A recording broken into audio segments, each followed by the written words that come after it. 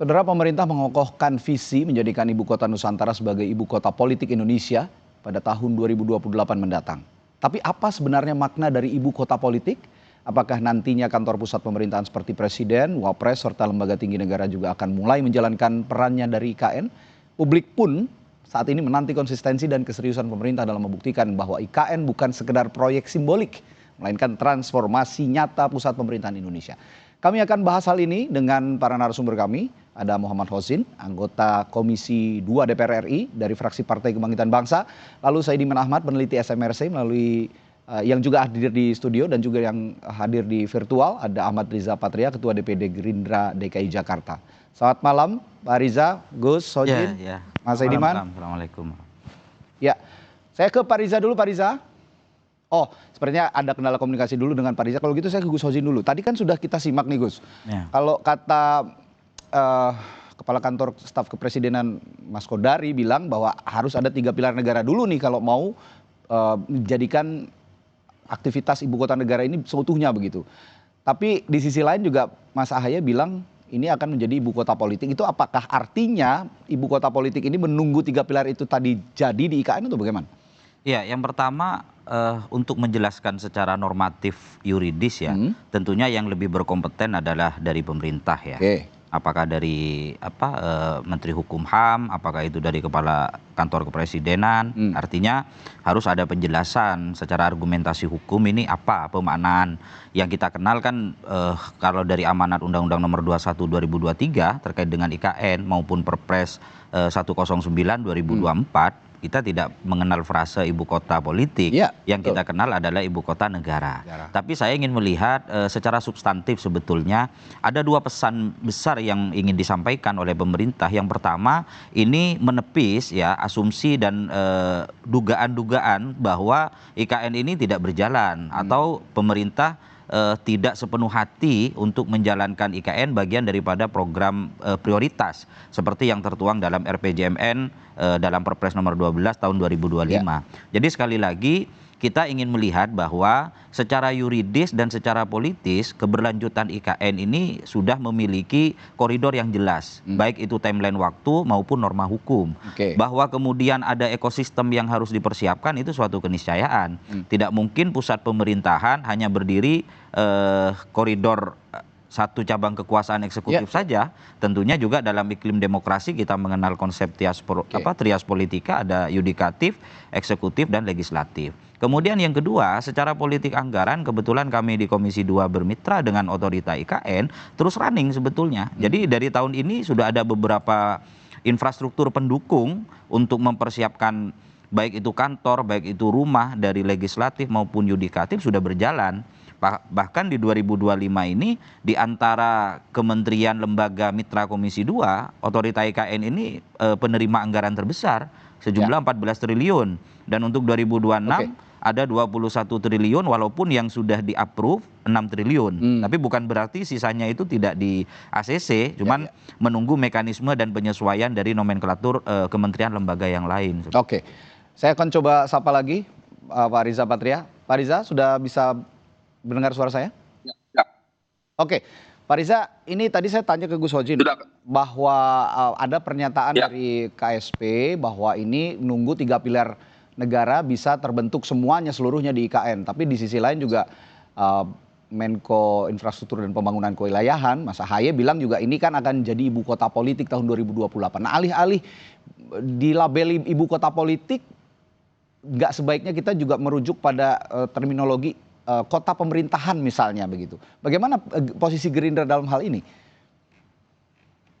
Ya sebenarnya nggak ada bedanya kota pemerintahan dengan ibu kota politik. Apa sih bedanya, kan sama. Ya politik itu kan tadi trias politika, pemerintah itu kan yang sudah disampaikan berkali-kali oleh semua para narasumber maupun dari KSP, ada eksekutif, legislatif, dan juga yudikatif. Itu harus terpenuhi. Itu syarat sebuah bangsa, sebuah negara, dan sebuah ibu kota.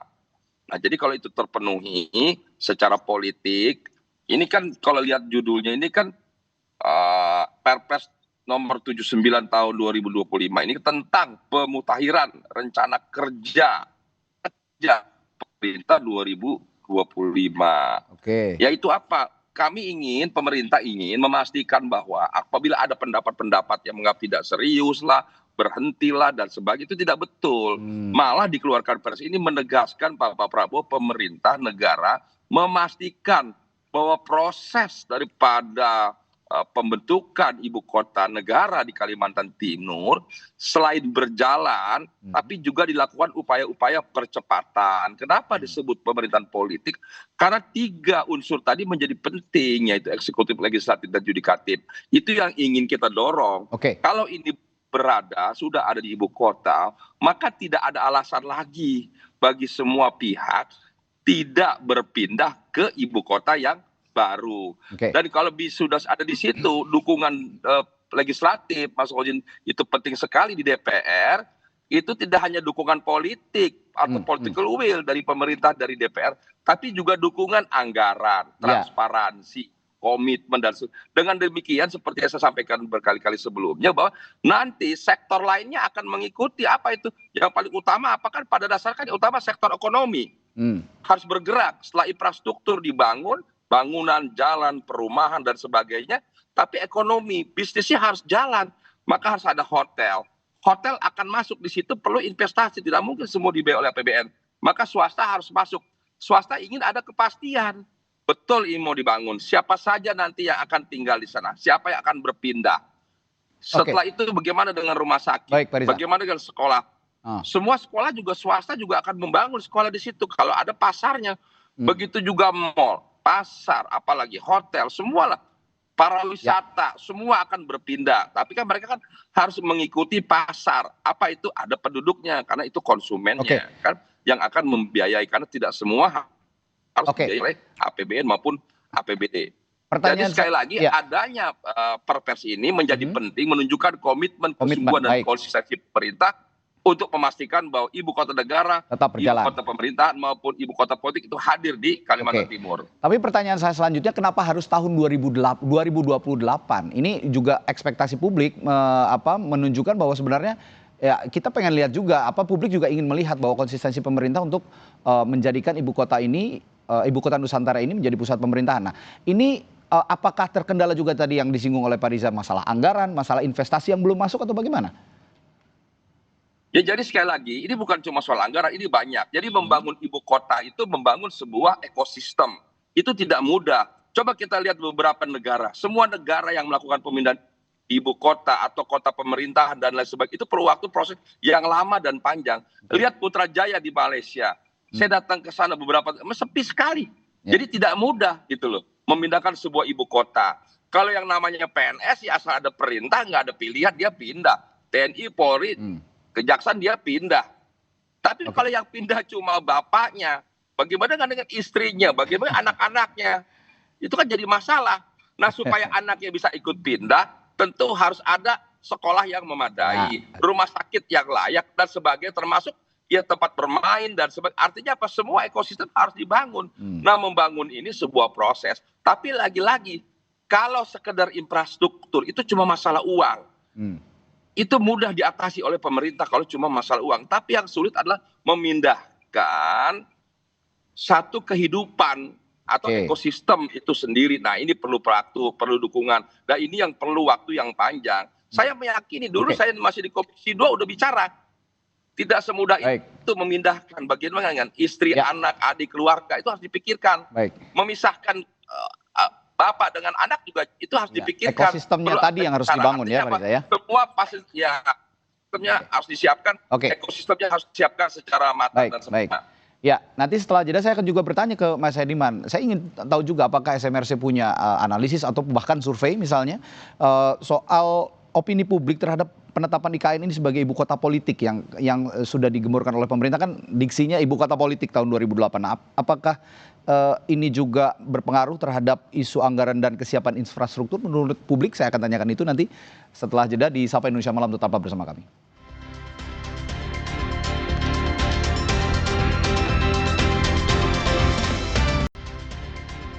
Ya, kita lanjutkan lagi perbincangan malam hari ini. Tadi saya bertanya kepada Mas Hediman dari SMRC soal Iya, label ibu kota politik yang saat ini disematkan pemerintah ke IKN gitu kira-kira. Kira-kira reaksi publik atau opini publik akan terbentuknya seperti apa? Karena selama ini kan dianggap oleh publik IKN itu ya ibu kota seluruhnya seperti yang Pak Riza bilang, yang ekosistemnya sudah terbangun seluruhnya begitu kira-kira. Ya, memang sebelumnya ada wacana IKN itu ya akan menjadi ibu kota negara, sementara ibu kota ekonomi misalnya masih di Jakarta. Di Jakarta, oke. Sama seperti New York dan Washington DC kalau di Amerika Serikat ya. Kuala Lumpur dengan Putrajaya, Sydney dengan Canberra atau Melbourne gitu ya. Jadi itu biasa di negara-negara lain. Tapi dikotomi itu yang lumrah yang kita dengar ya selama ini. Sementara istilah ibu kota politik saya kira itu relatif baru dalam diskursus mengenai IKN kita. Mungkin yang perlu ditafsir di sana kenapa presiden atau pemerintah menggunakan istilah itu dibanding secara lugas menggunakan istilah ibu kota negara di tahun 2008 dan 2028. Dan kita juga harus ingat bahwa ini sudah mundur berapa kali sebetulnya ya pemindahan ibu kota ya sejak Jokowi 2 kali mundur dan ini kemudian mundur lebih jauh ke 2028. Tetapi saya pikir ini menurut saya ini bisa dipahami karena membangun ibu kota seperti kata Mas Riza Patria tadi, memang ini bukan sekedar pemerintahan, bukan sekedar politik di trias politika begitu ya akan pindah di sana, tapi ini membangun satu kehidupan, satu masyarakat. Kalau kita lihat di 3 kota baru yang dibikin yang sangat terkenal ya, Washington DC, Canberra atau Putrajaya, itu kan butuh waktu. Sampai sekarang misalnya di Canberra itu sudah lebih dari 100 tahun umurnya dan masih sangat sepi. Penduduknya hanya sekitar 300 sampai 400 ribu orang. Karakter kota pemerintahan seperti itu. Iya, tapi ingat bahwa kota-kota ini tidak terlalu jauh dari kota lamanya. Washington DC misalnya hanya bisa ditempuh sekitar 2 sampai 3 jam dari Philadelphia kan ke Washington DC, atau dari New York hanya 4 sampai 5 jam. Putrajaya bahkan kurang dari sejam gitu ya, dia hanya bagian utara dari ini udah lintas pulau ya? Iya, ini lintas pulau sehingga memang tidak bisa menurut saya secepat seperti yang dibayangkan oleh Pak Jokowi. Jadi menurut saya apa yang dilakukan oleh Pak Prabowo sekarang dengan menetapkan kira-kira 2028 baru bisa dijadikan ini sebagai ibu kota politik, menurut saya itu adalah pandangan yang cukup realistis. Ini tidak bisa dilakukan sedemikian cepat karena ada kehidupan yang harus dibangun di sana. Tetapi penggunaan istilah ibu kota politik ini yang bermasalah. Menurut saya ini justru bisa, kalau tadi Pak Riza mengatakan ini untuk memberi kepastian kepada calon-calon investor dari swasta, dari luar negeri dan seterusnya. Menurut saya ini justru bisa menimbulkan ketidakpastian. Seolah-olah pemerintahan ini ragu-ragu. Kenapa tidak langsung pakai ibu kota negara seperti sebelumnya gitu. Kenapa harus belok dulu ibu kota politik, seolah-olah tidak sepenuhnya atau tidak sepenuhnya yakin target 2028 itu akan tercapai. Setidaknya pembangunan infrastruktur. Kalau kita lihat sekarang kan baru sekitar 20% pembangunan infrastruktur. Belum lagi kalau kita bicara mengenai pembangunan masyarakat atau kehidupan yang lebih kompleks. Gus Sozin, menghadapi diskursus ibu kota politik kira-kira di Komisi 2 DPR, sebagai perwakilan rakyat juga, sebagai anggota DPR, apakah juga ini nanti akan diberikan masukanlah kepada pemerintah? Tadi seperti yang dibilang oleh Pak Saidiman juga bahwa ini justru menimbulkan ketidakpastian untuk misalnya kalau ingin membangun ekosistem ekonomi ataupun ekosistem pemerintahan yang dimana investor juga bisa ikut andil masuk di dalamnya. Ya, kalau secara norma yuridis memang ini masih menjadi tanda tanya besar ya. Paling tidak PKB sebagai bagian daripada partai koalisi pemerintah, kita tetap memberikan catatan kritis. Perlu publik diberikan pemahaman apa sih basis argumentasi yuridis. Ada frase baru dari ibu kota negara menjadi ibu kota politik. Kalau kita mengacu kepada hierarki undang-undang nomor 21 2023, termasuk di Perpres 109 2024, tidak pernah ada terminologi ibu kota politik. Lah, kemudian di Perpres 79 yang beberapa hari di-launching oleh pemerintah yang ditandatangani 30 Juni kalau tidak salah, di lampiran ke-65 di sana ada frasa ibu kota politik. Nah, cuman kembali lagi kita tidak boleh terjebak ansih hanya sebatas urusan formil yuridis saja, tapi secara substantif paling tidak sudah ada timeline seperti yang disampaikan Mas. Paralel saja tadi. Begitu ya? Betul. Ya. Kalau saya menangkapnya, ini secara substantif merupakan fase transisi ya. Fase transisi kalau kita mengacu dari negara-negara yang sudah lebih dulu melakukan itu, misalkan seperti di Brazil dari Rio de Janeiro, kemudian sekarang menjadi Brasilia, pusat pemerintahan. Kalau secara terminologi politik ya ibu kota politik dan pemerintahan itu sama sebetulnya karena tidak mungkin ekosistem politik itu tanpa terdapat 3 unsur cabang kekuasaan eksekutif, legislatif dan yudikatif. Cuman sependek pengetahuan kami kalau berbicara koridor yuridis itu kan saklek ya, terminologi itu memiliki konsekuensi panjang terhadap satu pemaknaan.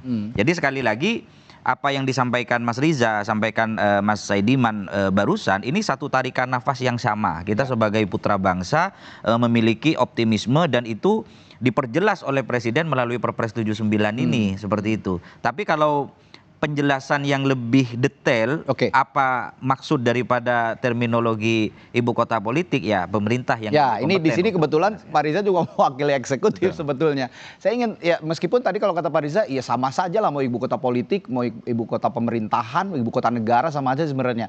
Cuman kan tadi balik lagi secara yuridis untuk menciptakan trust gitu ya dari investor misalnya untuk menciptakan ekosistem secara keseluruhan. Ya, terminologi ini juga penting nggak penting, tapi ya ada pentingnya juga kalau saya lihat untuk menarik minat dari investor itu tadi. Bagaimana pemerintah juga memastikan bahwa ini sama saja sebenarnya gitu loh, Pak Riza. Ya, Pak Riza, mohon maaf, audionya masih di mute sepertinya. Betul, ini sama saja sesungguhnya. Ya. Justru yang ingin kami sampaikan adalah pemahaman yang kami tangkap ya dari kata ibu kota politik kan belum ada dalam proses sebelumnya. Saya menilai bahwa berpendapat penekanan ibu kota politik itu justru ingin mendorong komitmen, kesungguhan dan konsistensi daripada pemerintah. Dan trias politika ini sesuatu yang paling penting. Setidaknya apabila sudah berdiri bangunan dengan segala fasilitasnya tadi, DPR, MPR, kemudian juga yudikatif di situ, eksekutif di situ, tidak ada lagi pilihan untuk tidak berpindah, kira-kira begitu loh. Justru Pak Prabowo untuk menunjukkan komitmennya sudah pindah. Semua dengan sendirinya akan mengikutinya. Sorry Pak Riza. Jadi yang ingin dijual oleh pemerintah ini ekosistem politiknya dulu supaya menarik minat orang-orang tadi, investor-investor tadi begitu. Maksud saya kalau lembaga ini sudah hadir di situ, maka dengan sendirinya tidak ada pilihan, memang betul berpindah gitu loh. Tidak ada lagi setengah-setengah. Tapi tidak berarti dengan berpindahnya trias politika ini yang lain tidak diikutkan. Justru dengan begini ingin menyertakan, mengikutkan dan memastikan kepada sektor lain, termasuk sektor ekonomi. Sekalipun kita lihat bahwa ekonomi mungkin akan terus berkembang masih di Jakarta, katakanlah sebagai pusat ekonomi ya. Tapi faktor lainnya, sektor lain akan terus berkembang, pindah ke ibu kota yang baru. Kalau dengan gitu, berpindah ke ibu kota yang baru ini, trias politika ini, maka dengan sendirinya semua akan terbangun, ke depan akan terbangun sebuah ekosistem tadi yang saya sebutkan. Nah, membangun ekosistem ini tidak mudah. Backbone-nya di mana? Backbone-nya tadi. Backbone-nya, tulang punggungnya ada di 3 ini. Ketika 3 ini hadir, dengan sendirinya semua akan mengikuti. Itulah yang akan mempercepat terbentuknya ekosistem sebuah ibu kota negara. Saya punya pertanyaan yang sama buat Gus Hojin dan juga Mas Saidiman. Saya ke Mas Saidiman dulu. Kalau gitu, kalau jualannya pemerintah dalam tanda kutip tadi ekosistem politik yang ingin jual, apakah ekosistem penunjangnya juga akan get attracted dengan ekosistem politik yang akan dibangun nanti? Pasti tidak mudah ya. Lagi-lagi kalau kita merujuk ke negara-negara lain, memang pindah, tetapi pusat ekonomi itu tidak terlalu jauh. Katakanlah bahkan pusat kebudayaan. Kalau kita Australia misalnya, Canberra ke Sydney sebagai pusat ekonomi itu hanya 3 jam. Ke Melbourne sebagai pusat kebudayaannya Australia itu ya sekitar 8 jam naik kereta. Jadi tidak terlalu jauh. Tapi ini itu beda pulau dan sangat jauh, 2 jam perjalanan pesawat ke sana, dari Balikpapan ke IKN bisa sejam 2 jam tergantung infrastruktur jalannya bagaimana ya. Jadi sangat jauh. Menurut saya kalau dipaksakan justru menurut saya bermasalah justru, karena tidak mungkin satu kota itu tiba-tiba muncul hanya karena ada infrastrukturnya. Infrastruktur satu hal dan itu baru setengah jalan kan. Mungkin baru 20-30% sekarang. Bahkan yang baru ada tadi ibu kota, istana. Tetapi fasilitas yang lain untuk DPR, untuk yudikatif belum terbangun. Fasilitas ekonomi misalnya itu langkah selanjutnya mungkin. Jadi saya melihat bahkan 2028 itu secara rasional target itu masih terlalu dekat. Mungkin dengan alasan itu kemudian melampaui periode pemerintahan selanjutnya berarti? Ya mungkin dengan alasan itu kemudian pemerintah menggunakan istilah ibu kota politik. Jadi amannya begitu. Sebut saja ibu kota politik karena janji pemindahan IKN ini sudah terlanjur dikeluarkan pemerintahan sebelumnya kan. Dan masyarakat, terutama masyarakat di sekitar Kalimantan, Sulawesi itu menyambut dengan sangat positif perpindahan ibu kota itu berdasarkan studi yang kami lakukan. Tapi yang terjadi saat ini Perpres sudah ditandatangani, Gus, bahwa ibu kota politik, frasa ibu kota politik ini sudah ada di dalam Perpres itu. Pertanyaan saya kurang lebih sama sebenarnya. Apakah ekosistem penunjangnya akan juga get attracted dengan ibu kota politik ini, dan kira-kira yang dikatakan Mas Saidiman tadi, apakah ini akan melampaui masa pemerintahan selanjutnya untuk benar-benar secara utuh ekosistem ibu kota pemerintahan ini terbangun di IKN? Iya, kalau berbicara optimisme, kami kebetulan yang memang sejauh ini cukup intens dengan otorita IKN. Kalau kita melihat beberapa indikator secara politik anggaran, kemudian secara timeline pelaksanaan di lapangan masih on track ya.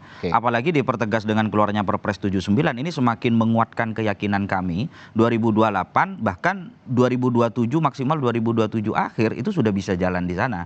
Jadi mohon maaf kalau terkait infrastruktur eksekutif itu sudah hampir 100%.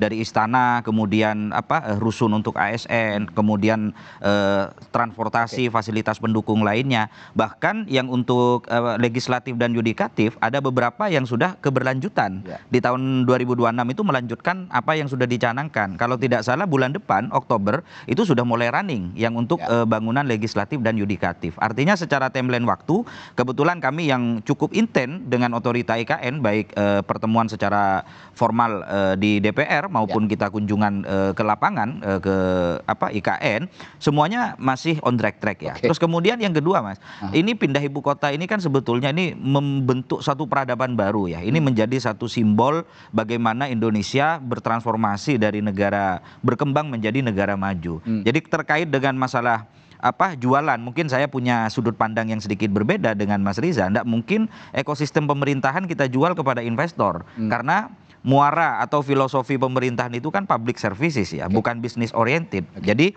ini menjadi trigger awal sebetulnya, menjadi stimulus awal fasilitas penunjang pemerintahan 3 cabang kekuasaan ini untuk kemudian migrasi orang-orang atau ASN dan pejabat ke sana untuk men-trigger ekosistem ekonomi juga pada akhirnya ke sana nanti. Artinya sebenarnya Perpres ini harus dipoles lagi sepertinya untuk mereka-mereka yang ingin juga tertarik untuk berinvestasi di sana, termasuk ekosistem penunjang bisa menopang keseluruhan ibu kota Nusantara sebagai ibu kota pemerintahan. Dan yang harus dipahami publik adalah saat ini yang dibilang Gus Hozin tadi tetap on the right track. Jadi 2028 ini akan jadi titik awal mungkin jadi pemerintah untuk bisa sepenuhnya memindahkan ibu kota negara ke IKN. Baik, terima kasih diskusi kita malam hari ini menarik sekali. Terima kasih, Gus Hozin, Mas Saidiman, juga Pak Riza yang bergabung melalui virtual. Terima kasih. Sampai jumpa lagi. Mas Riza.